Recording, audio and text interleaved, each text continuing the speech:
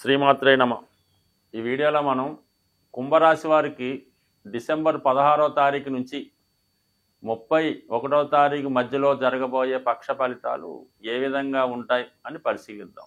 మరి ఈ రాశి వారికి ఈ పక్ష ప్రారంభంలోనే రవి లాభస్థానంలోకి సంచరించడం ప్రారంభం జరిగింది. అంటే ఇంచుమించుగా మీకు రవి 11వ స్థానంలో ఎవరి జన్మ జాతకంలో ఉన్నా, గోచారీత్యా రవి 11లో ఉన్న వారి యొక్క సమస్త దోషాలు పరిహారం అవడం జరుగుతూ ఉంటుందన్నమాట.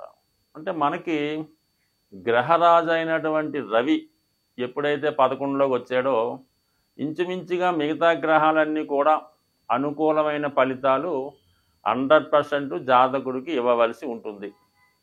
అయితే ఒక రాహుకేతు మాత్రం మన యొక్క రవి యొక్క మాట వినే స్థితిలో అవి ఉండవు. అవి వేరే విధంగా వాక్ చేస్తుంటాయి. కాబట్టి మిగతా గ్రహాల అనుకూల స్థితి వల్ల జాతకుడు ప్రస్తుతం ఉన్న సమస్యల నుంచి 100% బయటపడతాడు. ముఖ్యంగా ఏంటంటే ఏవైనా కోర్టు సమస్యలు ఉన్నా, లేదంటే ఏదన్నా రైట్స్ లాంటి సేల్ ట్యాక్స్, ఈడీ, ప్రభుత్వ సంబంధించినటువంటి పెద్ద పెద్ద సంస్థల ద్వారా ఉన్నటువంటి చికాకులు ఏమైనా ఉంటే అవి మీకు అనుకూలంగా మారి ప్రభుత్వ సంస్థలు మీకు అనుకూలంగా రావడం జరుగుతుంది. అంటే ఎటువంటి కేసులైనా మీకు బయటపడతారు. అలాగే ప్రభుత్వం మీ దగ్గర ఏమైనా ధనాన్ని సీజ్ చేసి ఉన్నా, మీ దగ్గర అదనంగా ఏమైనా ట్యాక్స్ వసూలు చేసి ఉన్నా ఖచ్చితంగా ఆ ధనం తిరిగి రావడం జరుగుతుంది. అలాగే మీకు ప్రభుత్వ పథకాలు, అంటే వాళ్ళు చిన్న స్థాయి వాళ్ళకి వచ్చే ప్రభుత్వ పథకాలు కానీ, విద్యార్థులకు వచ్చే స్కాలర్షిప్లు కానీ చాలా వరకు మీకు వచ్చే అవకాశం ఉంది. కాబట్టి చాలా వరకు ప్రభుత్వ సహకారం ఉంటుంది, రాజకీయ నాయకుల సహకారం ఉంటుంది, తండ్రి గారి సహకారం ఉంటుంది, దూరం అయిపోయినటువంటి మిత్రులు తిరిగి సహకరిస్తారు. కోర్టు సమస్యలు ఏమైనా ఉంటే మీకు అనుకూలంగా రావడం జరుగుతుంది. చాలా నిర్భయంగా హ్యాపీగా ఉంటే అన్ని సమస్యలు సాల్వ్ అవుతాయి. ఏం తొందరపడక్కర్లేదు. ఎందుకంటే గత కొంతకాలంగా జన్మశని ప్రభావం వల్ల జాతకుడు అనేక రకాల ఇబ్బందులు, నిందలు, చికాకులు, అపవాదులు ఎన్నుకోవడం జరిగింది. అతి తొందరలో ఈ జన్మశని వెళ్ళిపోవడానికి ముందుగానే మరి రవి భగవానుడు అనుకూలించడం వల్ల చాలా వరకు సమస్యల నుంచి, అంటే ఎవరికన్నా జీవితంలో ఎటువంటిది ఏదైనా కోర్టులో ఏమైనా కేసులున్నా, క్రిమినల్ కేసులున్నా, లేదంటే ఎవరికన్నా మన అప్పున్నా వాడు ఎక్కువగా ఇబ్బంది పడుతుంటాడు. వాటి నుంచి బయటపడే విధంగా ఈ గ్రహస్థితి ఉంది. కాబట్టి మీరు అటువంటి వాటి నుంచి భయపడక్కర్లేదు. ధైర్యంగా ముందుకు వెళ్ళండి. ఓకే. దానికి సపోర్ట్గా కూడా ఇంకో గ్రహం రెడీగా ఉందన్నమాట.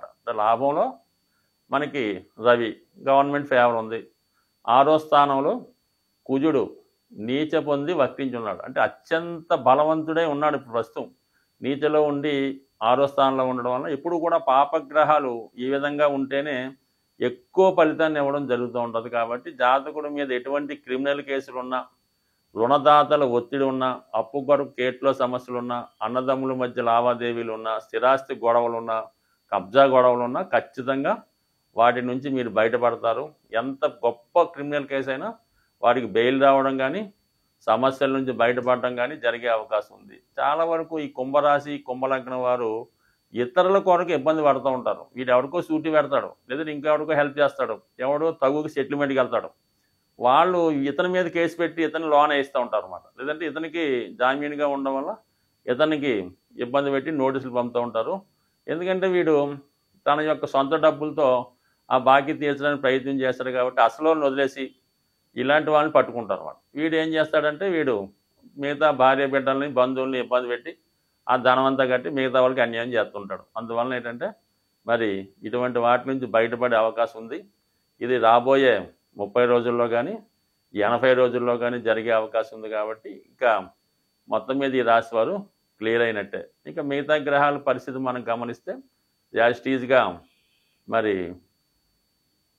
శుక్రగ్రహం 12వ స్థానంలో సంచరిస్తున్నాడు. అంటే 12వ స్థానంలోకి శుక్రుడు వచ్చాడంటే చాలా వరకు జాతకుడికి కంఫర్ట్స్ పెరుగుతాయన్నమాట. అంటే కోల్పోయినవి తిరిగి సంపాదించుకుంటాడు, దూరమైన వాళ్ళు దగ్గరికి వస్తారు, గతంలో పోగొట్టుకొని తిరిగి రావడం జరుగుతూ ఉంటుంది. అంటే తొందరలో మరి శుక్రుడు రాశిలో ప్రవేశిస్తాడు కదా. శుక్రుడు రాశిలోకి వచ్చాడంటే 100% జాతకుడికి ఆర్థిక సమస్యల నుంచి బయటపడతాడు, సౌకర్యాలు పెరుగుతాయి. దానికి ముందుగానే 12లోకి వచ్చాడు కాబట్టి చక్కగా జాతకుడు కొంత సౌకర్యాలు అనుభవిస్తాడు, దూరమైన వాళ్ళు దగ్గర అవుతారు, తన యొక్క హ్యాపీగా సంతోషంగా కాలం గడపడానికి ఈ గ్రహస్థితి అనుకూలిస్తుంది. సో ఏదైనా మరి కుంభరాశి వారికి అతి త్వరలో ఎంత గొప్ప సమస్య అయినా దాని నుంచి బయటపడి అదృష్టవంతుడిగా మారే అవకాశం ఉంది. దానికి 2 నెలలు పట్టొచ్చు, 3 నెలలు పట్టొచ్చు, కానీ బయటపడడం అన్నది 100% షూర్. 2024 సంవత్సరం చివరి పక్షంలోకి రావడం జరిగింది. మొత్తం మీద ఆడుతూ పాడుతూ ఈ సంవత్సరం అంతా గడిచిపోవడం జరిగింది. మరి 2024 న్యూమరాలజీ ప్రకారం 8వ సంఖ్య రావడం వల్ల ఈ సంవత్సరం ఎవరైతే బాగా హార్డ్ వర్క్ చేసి కష్టపడ్డారో వాళ్ళు పైకి రావడం జరిగింది. ఎవరైతే చాలా హ్యాపీగా జీవితాన్ని జాలీగా గడుపుతూ ఉన్నవాళ్ళు మాత్రం ఖచ్చితంగా ఇబ్బంది పడడం, నష్టపోవడం జరిగింది. రాబోయే 2025 సంవత్సరం మొత్తం టోటల్గా 9 రావడం వల్ల గత సంవత్సర కాలంగా ఆగిపోయినటువంటి రియల్ ఎస్టేట్ వ్యాపారం తిరిగి పుంజుకోవడం జరిగింది. సాధారణంగా మరి ప్రజలంతా కూడా చాలా విలాసంగా హ్యాపీగా ఉండాలంటే రియల్ ఎస్టేట్ బాగున్నప్పుడు ఏంటంటే మనీ రొటేషన్ పెరిగి చాలా సపోర్ట్గా ఉంటుందన్నమాట.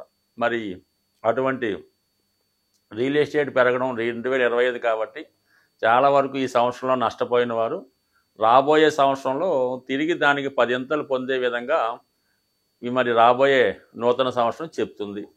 మరి ఈ సంవత్సరంలో మన యొక్క గ్రహస్థితి నుంచి, గ్రహాలు పెట్టినటువంటి ఇబ్బందుల నుంచి, కష్ట నష్టాలని తప్పుకునే విధంగా భగవంతుడు 2 అపూర్వమైన అవకాశాలు ఈ పక్షంలో సంవత్సర చివరిలో ఇవ్వడం జరిగింది. అందులో వెరీ ఇంపార్టెంట్గా డిసెంబర్ 28వ తారీఖున వస్తున్నటువంటి శని త్రయోదశి. ఆ శని త్రయోదశి నాడు ఎవరన్నా చేసుకోవచ్చు.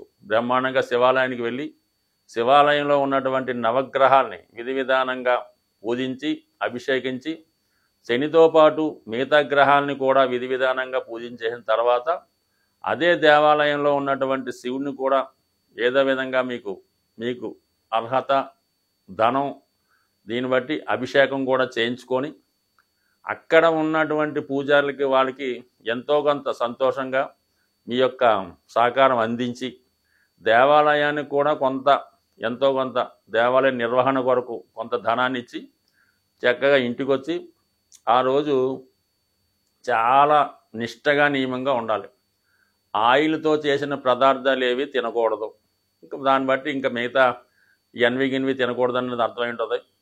అలా చెప్పలేదు కదండి అని కొన్ని తినేవాళ్ళు ఉంటారు, కానీ ఎట్టి పరిస్థితుల్లో కూడా కేవలం ఫ్రూట్స్ అలాగే ఏదో జావ లాంటివి తాగడం, ఆ ఒక్కరోజు నేల మీద సాపేసుకొని సింపుల్గా పడుకోవడం, మంచాల మీద కానీ అలాగే మిగతా కార్యక్రమాల్లో కానీ భార్య పక్కన కానీ అలా పడుకోకుండా చాలా బ్రహ్మచారులుగా స్వామి అయ్యప్ప దగ్గరికి వెళ్ళినప్పుడు ఏ విధంగా ఉంటారో ఆ ఒక్కరోజు గడపండి.